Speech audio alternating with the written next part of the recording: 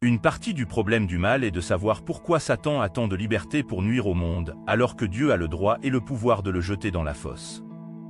Un jour, Dieu se débarrassera complètement de Satan, Apocalypse 23, 10. Ce ne sera pas une injustice pour Satan.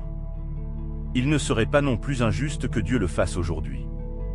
Alors pourquoi ne le fait-il pas, compte tenu de la misère que Satan cause?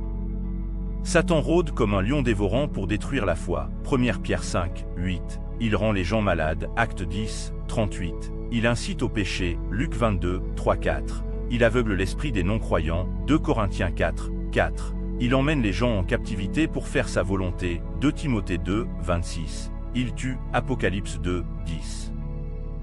Un jour, Dieu l'arrêtera de faire cela. Pourquoi ne l'arrêtait-il pas maintenant? Se pourrait-il qu'il y ait une chance que le diable et ses anges se repentent? Dieu leur donne-t-il du temps? Non. La Bible enseigne qu'ils sont irrécupérables. Jésus a dit que le feu éternel qui a été préparé pour le diable et pour ses anges, Matthieu 25, 41. Jude le confirme lorsqu'il dit que les anges déchus sont enchaînés éternellement dans les ténèbres pour le jugement du grand jour, Jude 1, 6. Pourquoi alors Dieu tolère-t-il Satan? La clé est que Dieu vise à vaincre Satan d'une manière qui glorifie non seulement sa puissance, mais aussi la beauté, la valeur et le caractère désirable supérieur de son Fils par rapport à Satan. Dieu pourrait simplement exercer sa puissance brute et anéantir Satan. Cela glorifierait la puissance de Dieu. Mais cela ne montrerait pas aussi clairement la valeur supérieure de Jésus par rapport à Satan. Cette supériorité sera démontrée lorsque Christ vaincra Satan par sa mort, puis en gagnant l'allégeance supérieure des saints aux mensonges de Satan. L'élément central de ce plan est que Dieu vainc Satan par étapes, grâce à l'œuvre de Christ. Paul dit que lorsque nous avons été pardonnés de toutes nos offenses par la mort de Christ sur la croix, Dieu a ainsi dépouillé les dominations et les autorités et les a données publiquement en spectacle en triomphant d'elles par la croix. Colossiens 2, 15. C'était la première étape de la défaite de Satan. Comment a-t-il été vaincu par la croix? L'arme fatale du péché et de la culpabilité qui détruisent l'âme est retirée de la main de Satan. Il est désarmé de l'unique arme qui peut nous condamner, le péché non pardonné. Nous voyons cela dans 1 Corinthiens 15, 55 à 57, « Ô mort, où est ta victoire? Ô mort, où est ton aiguillon? L'aiguillon de la mort, c'est le péché, et la puissance du péché, c'est la loi. Mais grâce soit rendue à Dieu, qui nous donne la victoire par notre Seigneur Jésus-Christ. Sans le péché et la loi pour nous condamner, Satan est un ennemi vaincu. Il est désarmé.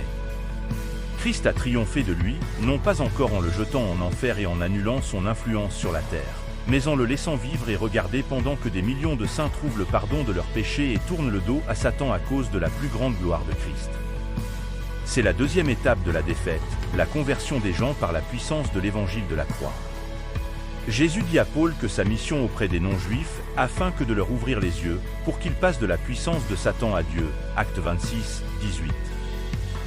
C'est ce qui se passe lorsque Dieu enlève l'aveuglement causé par le diable et nous donne la lumière de l'évangile de la gloire de Christ, 2 Corinthiens 4, 4 à 6. Cela permet aux gens de voir la laideur de Satan et la beauté de Christ afin que leur choix de Christ glorifie non seulement la puissance de Dieu, mais aussi la beauté et la valeur supérieure de Christ par rapport à Satan. Cette façon de vaincre Satan est un triomphe coûteux. Christ a souffert et le monde souffre. Mais les valeurs de Dieu ne se calculent pas si facilement.